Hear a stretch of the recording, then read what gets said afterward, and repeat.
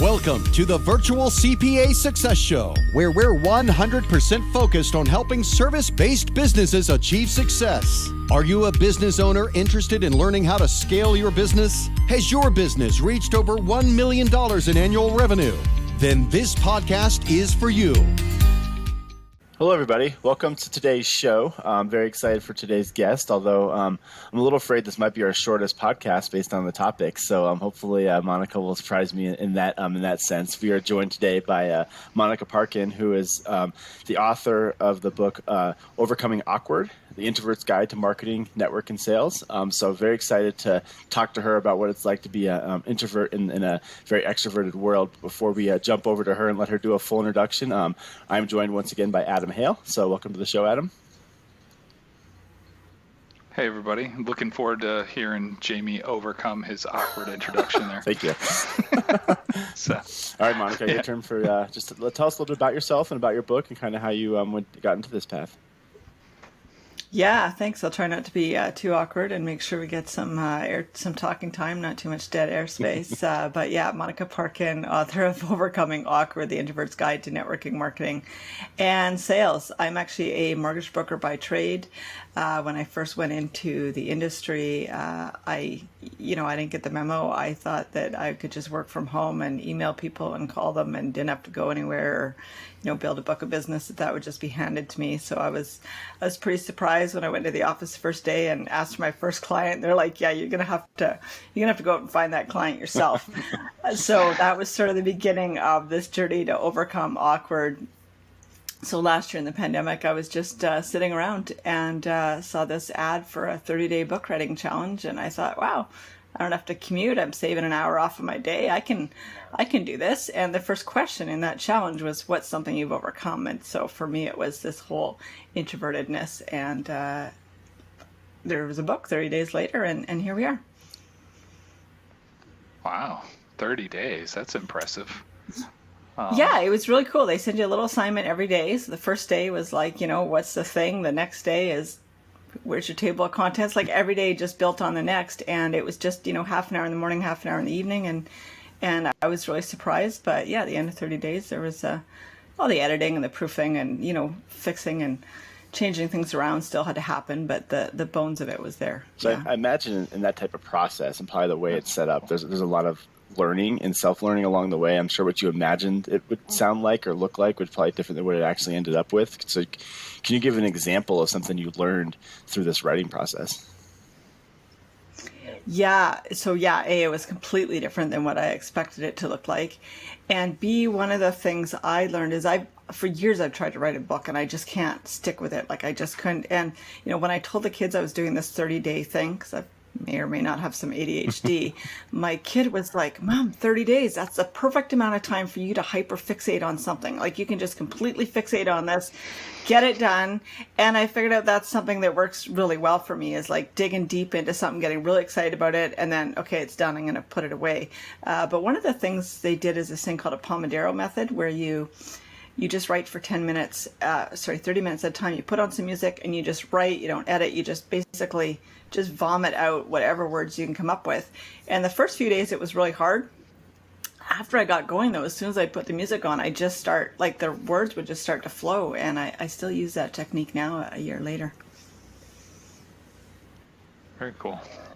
Yeah, no, that's interesting. So what about in terms of, the content of the book, whenever you had to go back and really take inventory of the things that you did to overcome, being an introvert, if you will, in a networking and a people business, what are some of the things that you really didn't realize, I guess, maybe while you were going through the process yourself, whenever you sat down and thought about it? What were some of the big key takeaways Yeah, there? because it really is. You are kind of peeling back that onion as you write and as you edit and you go through. One of the things I really didn't realize till afterwards, until I started doing some podcasts and talking to people about this, is the authenticity piece. That I didn't realize was such a big part of actually networking and marketing, is just being you, being your authentic self. And even after I wrote the book, like I got pretty vulnerable in parts of it. And that was the feedback from people, is we loved how vulnerable you got. Like, I feel this way too. And I love that you just put your real self out there. And for me, just moving forward, marketing myself and looking back, that was a big piece of it. Because when we're like in the beginning, when I was trying to be this, I just have a story in the book about going to this Chamber of Commerce meeting and being absolutely terrified, walking into the meeting, seeing all the people, turn around, going back and sitting in my car and trying to figure out how am I going to get out of this stupid thing, right? And my coworker shows up and I'm like, great, I can't even say I'm sick. She's here now. I got to go in. But I did the thing that I was supposed to do. I walked around, I shook everyone's hand, I gave them my card, I talked about mortgages, but I didn't make any authentic connections. Like, it wasn't me. And I got home and I had all these business cards in my hand and I'm looking at these cards and I'm like, I don't know, I just throw them in the fire. Like, what am I going to do with these things? And then I'm like, crap, if I'm throwing their cards in the fire, like that means they're all going home and throwing out my cards too. Like, nothing that I did that day actually grew my business. I was just like a robot, shaking hands and talking about myself. And that was a big moment for me when I realized, like, this thing that I've been taught to do, it's not actually growing my business. It's just showing up as this blank person, and I need to actually show up as a real person. Yeah, that's so funny. Yeah, go ahead, Adam. So what's that look like? Yeah, what's that look like? For me, it looks like let your inner weirdo shine, Like, I just am me now. Like, I'm this, actually, you see these pictures behind me, the chicken and the cow. Like, I live on a farm, I got goats and chickens, and sometimes they'll be part of my posts or whatever, or, I'm just authentic me. Like, I'm not, and when I meet people, I don't talk about me and what I can do for you and this is what I do for a living and take my card. It's like asking questions about other people. Like, why are you here? What made you want to do this business? What can you offer, and who can I connect you to? It's adding value to other people. And one thing I've figured out is people notice people who notice them. So simple little things like giving someone else a shout out or sharing their post or saying, hey, I saw you the other day, that was great. Or, it's bringing that sense of community into everything you do, and how can I elevate other people? And it just naturally, there's that feeling of reciprocity that happens, and it amplifies your own business. Yeah, it's really funny having you tell that story, because I remember being a first-year accountant right out of college, and I'm not an introvert by any means. I'm an extrovert. So I'm like, oh, yeah, I've got this networking thing down, but I had a very similar experience where I walk into a hotel ballroom, and I'm talking to people, and I'm meeting people, and I'm having a great time, and then I go back, same thing, look at all the cards I got, and I'm like, okay, who's this again? And who am I supposed to reach out to, and kind of the next steps. And so I think I had a very similar experience, and just like it took me 4, 5, 6 times of going to those events to be like, okay, what am I trying to get out of this, and how do you do it? So do you still recommend people going to those events and just asking different questions, or how do you approach that? Well, both. I think there's value in those events. Don't get me wrong, there's definitely value, but I think those events are where you now connect with people that you've already built a relationship. And I think you build the relationships outside of those events, and then you really solidify them when you see those people at those places. What I found, at least for me as an introvert, maybe it's different as an extrovert, but those relationships are built by sitting on little committees, where you got 4 or 5 people in a room and you're trying to solve a puzzle together, you're working on a fundraiser, whatever the thing is. You really get to know other people's personalities, they get to know yours. You're like, there's a sense of camaraderie, volunteering, like just doing all those other things. Is where you build those relationships one-on-one, and then you solidify them when you run back into those people at those events, right? And that's where you connect, and you can rehash what's working and what's not. And yeah. So getting involved is Totally, what I hear, right? getting involved, right? Like for my business is sort of the real estate business, but I use this analogy sometimes when I'm talking to people or doing a presentation. But so if I'm living in this beautiful house, right, I got this great business, it's all shiny and clean, my house is beautiful, my yard's beautiful, everything looks amazing. If I look across the street and my neighbor's yard looks like trash, or the community's falling down, like the value of my house will go down, my property value will go down. So it doesn't matter how good my business is, if my community's not thriving, my industry's not thriving, everyone else around me isn't thriving, if I'm not contributing to it, my business is eventually not going to thrive. Like, it is a group project. We're all part of that same community. Yeah, So well said. I mean, so how would you, I mean, especially as an introvert though, I mean, even that probably is a little bit scary, right? Like volunteering for a small committee or getting into a group and doing those kind of things. I mean, obviously the smaller number helps, and not only with connection, but still you have to put yourself out there and volunteer to do Yeah. those kind of things. So as an introvert, any kind of tips or tricks on how to Yeah, get well, around first that? of all, I think it helps to pick something you're passionate about, right? To be honest, my kids all play hockey, but I'm not super excited about hockey. So I tried to volunteer as a hockey manager one year, and I didn't do a great job because I wasn't real excited to get up at 6 in the morning, and I wasn't it just wasn't my thing. And so it actually probably backfired on me. It probably didn't turn out to be a good networking thing for me because I wasn't showing up in the way that I wanted to show up. On the other hand, I'm this total little tech geek, and so the other kids got a robotics team. Well, I was at every tournament, and pick something that you're passionate about, pick something you can do a good job at. And then the other thing I tell people is, because you see people sometimes they come in and they're self-employed or they're trying to network, and they join every committee, they volunteer for every single thing. They overextend themselves, they can't do a good job, and it actually reflects really poorly on them, and it has the opposite effect of having a negative impact on their business rather than a positive one. So I would say, pick something you're really excited about because you're going to want to go and show up. Start small, make sure you can manage it, and then just slowly add on to that, or maybe mix it up through the year. I also think this goes down the path of which we talk a lot about is picking a vertical when it comes to sales and marketing, comes to your business, because I think if you try to be everything to everyone when it comes to networking and marketing, then how do you know where to go? How do you know who to talk to? Because like I said, when I was first out of college, I went to those events and they were lost relationships. But once I kind of got into a vertical, and when I was at Grant Thornton, that was restaurants. And once I started just talking to restaurant people and just working with restaurant people, I started seeing the same people over and over again. And like you said, getting more comfortable. And now that I'm at Summit, obviously we have a vertical as well. And I go to a lot of events, and I very rarely go to an event where I don't know at least 5, 6, 7 people, and that makes it way more comfortable. So I think having that passion and that vertical really makes it easier to choose the events you could go to, because if it wasn't for that, I could go to a different event every night. There's something going on every night somewhere where I could go network with people.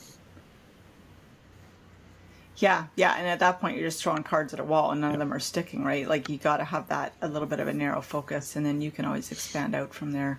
And yeah, choosing stuff you're excited about. For me, like I said, I'm a crazy farm lady, and so actually a lot of my business in the beginning, so here's the story. I would often post pictures of me and my little goats on Instagram or whatever. So one day I'd take the little goats to the vet and drop them off, and I come back an hour later, and they're like, Are you Mortgage Monica? 3 people came in here and asked if these are Mortgage Monica's goats. Someone said, I know that's Butterscotch. That's Mortgage Monica's goat.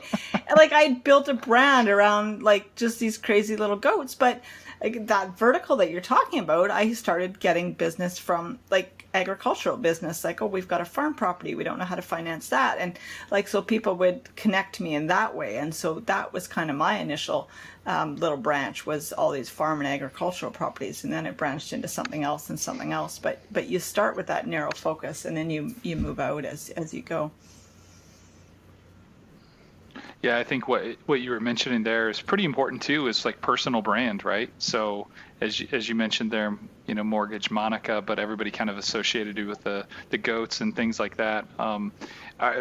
Jamie and I have seen it with Jody, my partner. He started wearing Hawaiian shirts by happenstance, and he's kind of really transformed into this character, if you will, that's become his brand, to always have a Hawaiian shirt on wherever he goes. And people remember him, people look for him, one, because they're pretty silly shirts, obviously. So, he's easy to find in a crowd. But also because, he's been able to create that brand for himself and make himself memorable. Which I think I witness it. I see it all the time. I hear it all the time. It's very noticeable. So I guess we need to we got to find our own chicken and goat, Jamie, is what I'm hearing. I have enough tags. But yeah, it's a real thing. And there are, people that I think about and I go, oh, that's so-and-so, and that, there's something about them that's really memorable for me. And, I flew across the country a couple of months ago to Toronto. I live in BC. It's a 9-hour flight. I get there and someone's like, oh, you're the goat lady, right?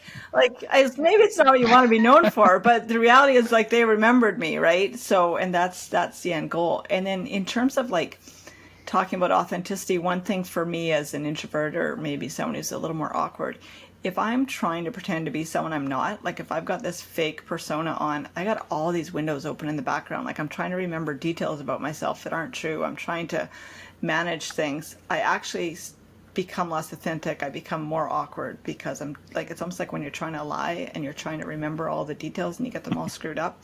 If I show up as my inauthentic self, I do the same thing, and I actually come across like not such a nice person because I'm trying to be someone I'm not. No, I think that's a great point. It also goes back to what you said about, making sure you choose something you're passionate about, because I also think, you're not always your true authentic self if you're talking about something you're not interested. Like, if I'm at a seminar about fixing engines, like that's something I'm not interested in. And yeah, I'll probably ask questions, but once I ask the question, I'm not listening because I honestly don't care about how to fix an engine. So I'm just going to move on to, okay, what's the right question to ask? But if you go to something about something you're passionate about, which everybody knows for me is basketball, or, I love learning about businesses. So if I'm something like at a place like that, I'm actually asking questions because I genuinely care. I want to know the answer. Like, you seem way more authentic, and you're a lot more fun to talk to when you're talking to someone who's that authentic. Yeah. And you just hit on that listening piece too, and the question piece, right? Like someone told me, use your ear to mouth ratio. Like you got 2 ears and 1 mouth. So listen twice as much as you talk in terms of, building connections. Like be that person that makes someone else feel heard, that like you really deeply listened, you ask good questions. And even in business, like when you're sitting down across the table from a client, if you don't ask the questions, you can't get the answers. If you don't have the answers, you can't solve the problem they have. And half of the equation is getting them in the door. But once they're in the door, like it's easier to keep a client and get referrals from them than it is to find a new one. So the other half of the equation is just being really good at what you do and asking really good questions so that you can actually solve the problem that they showed up for you to solve. Yeah, I'm going to throw that back to Adam, because Adam is the best question asker I've ever witnessed and seen. So, Adam, is that your secret right there? Is that you're authentically caring? Yeah, I mean, I just genuinely want to know more. I mean, it's just one of those rabbit hole things. And even if it's small engines, Jamie, it doesn't really matter. Like, as soon as I hear something, I'm usually just like, really? And then, it leads to another question. So I just like to absorb information and hear what other people have to say. I learn a lot from just listening to you, Monica, right now. Like I took a few notes and quoted you already a couple times. I mean, it's just, you learn a lot from talking to people. And so I'm just naturally a pretty inquisitive person. I do talk a lot though. So I don't know that I have the ratio down, but it's usually I'm asking questions. So, But yeah, no, that's great. I mean, so talking through personal brand and how to get into, smaller groups that you're passionate about, I think that lends a lot. And then, of course, that rolls right out into marketing, right? Because then once to Jamie's point, if you have an industry that you're passionate about or a thing that you're passionate about that's a little bit more focused, and you've already kind of cemented yourself in terms of your personal brand, it's easy to then roll out kind of a marketing strategy around that. Yeah, 100%. Like it's just, it's like you just keep drilling down. And yeah, it's so much easier to roll out a marketing strategy once you have all that stuff nailed down. And it's a little bit of everything, right? It's building those relationships one-on-one, taking good care of your clients, taking good care of your community, getting involved, and elevating the people around you too. It's that whole going back to that people who notice them. Like if someone emails me and says, "Oh, I read your book, it was awesome," or "I saw you the other day, you were great," like I'm immediately stalking them, Googling, like, who is this person? Like, who are they? I want to learn more about them. I automatically like that person, right? You like people who like you. So, one strategy in the beginning that I didn't even realize was a strategy, I just did it naturally, is just giving people a shout out, like, "Hey, I saw you the other day, that was fantastic," or "I read this blog post of yours," or "I made a comment," and recognizing that was actually building relationships, because as soon as you notice someone, all of a sudden they're actually more curious about you and what you do, and now they want to support you, and not doing it for that reason, but it just organically flows out of that. Yeah, I think that's natural for the introvert too. I think that's I'm thinking my wife is an introvert, and it's funny, like we've moved several times, and she's probably one of the most approachable people in the world. And I think it's because she is an introvert. And so like we'll move somewhere and she'll have 25 friends before I've even met one person. It's like, that's crazy. I'm the extrovert. I'm the one talking to everybody. And yet everybody's approaching her. And I think it's because she has that listening and she's authentic and she really wants to know what you're talking about and cares about it, partly because she is an introvert, and it's more comfortable for her to listen and talk about the other person, where, I think that us extroverts sometimes get on a path of we're talking about ourselves all the time. And so I think that's it's really interesting. I think it's a natural for the introvert to jump into that lane. Yeah, when we look at studies between introverts and extroverts, like they both bring amazing skills to the table, and you really want to have both of them on your team. Like the extroverts have a really important role, and so do the introverts. But when they look at like the real winning piece for the introverts, it is that listening skill, that deep listening skill, like hearing the stuff that maybe someone else didn't hear, and bring that back to the group. Like, hey, did you notice this thing? And then being able to discuss that when you're talking about teams and things like that. That's sort of the value piece that they often add. And then for me, when I come home from an event, what I figured out is, when I get home, I'm like, I really want to get to know that person more, or that person really was memorable to me or made an impact to me. It's usually the person that really asked me some really good questions and really listened, and I felt really heard, as opposed to the person that's just, I'm so great and this is what I did. And that can be an introvert or an extrovert that's asking the good questions and listening. And sometimes it's the extrovert that just comes right up and, hey, how do I know you? And blah, blah, blah. And then ask the questions, right? But the other thing I heard someone say before is, have a horseshoe, don't have a circle when you're standing around in a group. Mm-hmm. Like leave an opening for other people to feel like they can step into that group. Because when you've got a circle, it's hard for someone to kind of step into your conversation. Yeah, that's a really good one. See, writing something else down. That was didn't come from me. I heard it somewhere else. I think that naturally happens, but that's okay. That's okay. Well, now I'm going to just cite you. So that's how these things work. What I thought was also interesting about your book in terms of, you talked a lot about, and I can see how all this stuff kind of stacks on top of itself. But one of the other pieces were, how to win over angry clients. Like what's that all about? How does that interlock with all of this stuff? I think that comes back to that piece where it's easier to keep a client than to get a new one, right? So networking, getting new clients, building your business is all good, but if you can't keep the business once it comes in the door, you're just running on this hamster wheel all the time trying to bring new stuff in. And for me, that chapter about angry clients is really about A, keeping the business that you already have, and B, the idea that conflict is 99% preventable. Most of the conflicts you're going to have with clients are preventable, and they come from you, right? You've either not kept them in the loop, you haven't been responsive enough. When they're not hearing from you, they don't know what's going on, their stress levels get high, they get anxiety, they don't know what's going on, they start imagining what might be happening. Or it's the way that you're responding. Maybe they've criticized you and all of a sudden you're feeling defensive, and then that triggers that whole thing. But what I figured out is most of the times if clients are upset, they're actually afraid. They're not angry. There's something they are afraid of. I had this client one time that was she was just horrible. Like every time I call her, she would freak out. She'd yell. As a mortgage broker, I'm asking for documents. So I like, can I have your pay stub? You've got everything you need. Stop asking me for crap. Like just get this done, and I'm trying to give her to someone else in the office. I'm like, someone else want this person. Before. And they're like, no, you got to fire her. Like you just got to let it go. And so I went to make that call to fire her, and I kind of blurted it all out, and your docs will be at the front. And then and then I waited because I'm like, okay, it's going to get bad now. Like she's really going to blast me. And there was nothing. And then oh my God, is she crying? Like, what the heck? Like, did I call her at a bad time? What happened? And I said, are you okay? And she says, I know I seem like a crazy person, but I'm a single mom. I have 3 kids. My landlord told me I have to get out. I've been to 3 other mortgage brokers. They've already fired me. Nobody wants me. Now what am I supposed to do? And I was like, oh, she's not mad. She is terrified, right? She is terrified. She's going to lose her home. She has nowhere to live. She's not going to get this done. And so then this is where the question part comes in, right? Then I had to ask the questions that I hadn't asked before. And I said, well, can you get me those documents then? She said, no. I'm like, you can't or you won't? Like, what's the deal? She said, I'm on probation. If I give you my pay stub, the lender's going to find out I'm on probation. They're not going to approve my mortgage. And I said, well, aren't you a nurse? And she said, yeah. And I said, well, here's the thing. If you work in healthcare, lenders do this thing called an exception. They know that you're always going to have a job anywhere you go. They don't care that you're on probation. We can get this done. And she said, well, it's not enough. I'm one income. I said, but you're paying like $2,600 a month in rent. You've got a perfect credit. You've never missed a payment. What's the problem?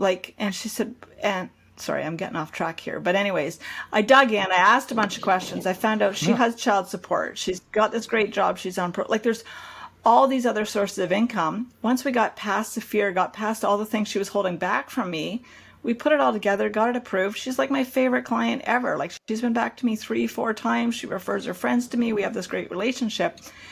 But if I had just stopped with, that's it, I'm never going to deal with you again, you're a crazy person, I never would have got to reap the benefits of what could have been a great relationship. I had to ask more questions and find out what was going on, get her past her fear, because once her fear went away, their anger went away, right? And that's a client for life. That's what I was gonna say. That sounds so familiar. You hear that, Jamie? Yeah, I think we're I think as an industry, and I mean, and I think the buzzwords around really these days are just fire the jerks, and a lot of times whenever we have difficult clients, I wouldn't say mean people that are maybe angry because they're terrified or whatever. I know a lot of times they fall on my lap. People are like, oh, give them to Adam, and it's because exactly what you just said. Most of the time, people are just there's a lot of anxiety. They're telling themselves stories. They have a lot of other challenges going on. And if you can confront those and talk to them and just call them out, like I literally right before our call right now, I almost fired a client. I got on the call and I told him I was going to fire him, and I told him exactly why I was going to fire him. And he did pretty much kind of the same thing. He explained why he felt the way he did. And I said, well, that's fine. I get it, and this is how we have to work through this forward. And, we have a great relationship. It's just like at a certain point, things have to change, and you have to get to the bottom and the root of things. And I think that so many times we pass each other as service businesses, we pass each other in the night so much that it's easy to take an email the wrong way or a conversation and get really snippy with each other and not really humanize what's going on. And so what I heard you just say is don't get me wrong, there's difference between somebody that's, a bit of a cancer and somebody that's just angry, but you got to dig into what that anger is. And sometimes it's because we messed up, right?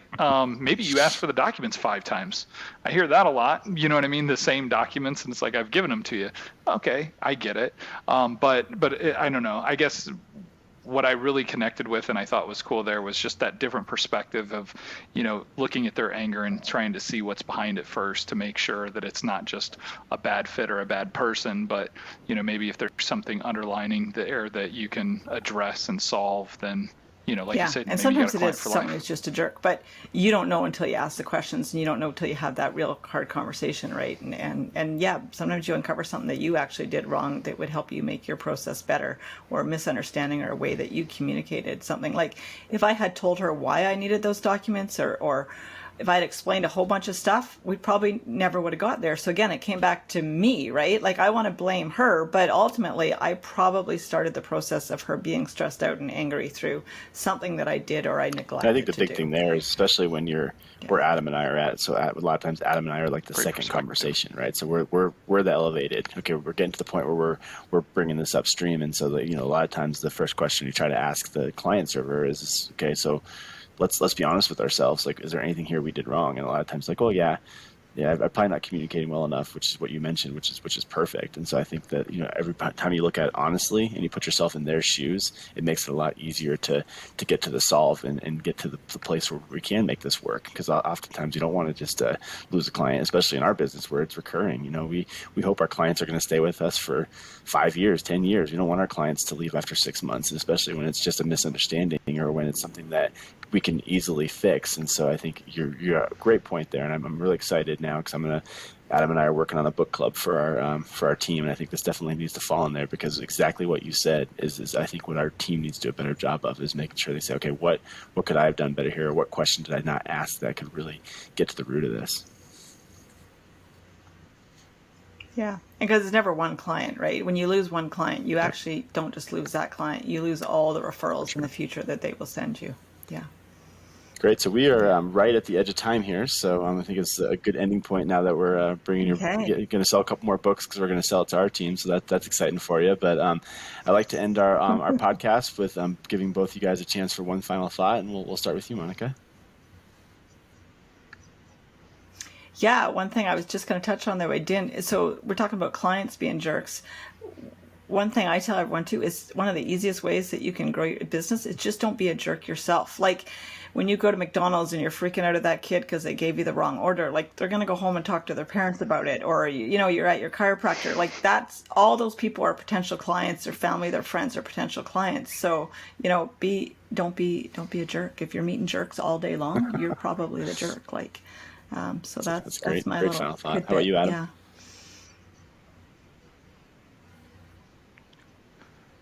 That's why you want to look average like me and drive like a 2002 Honda Accord that's like gray, so you're not memorable at all. You don't want to have that like lime green car that everybody's like, yeah, that's that jerk.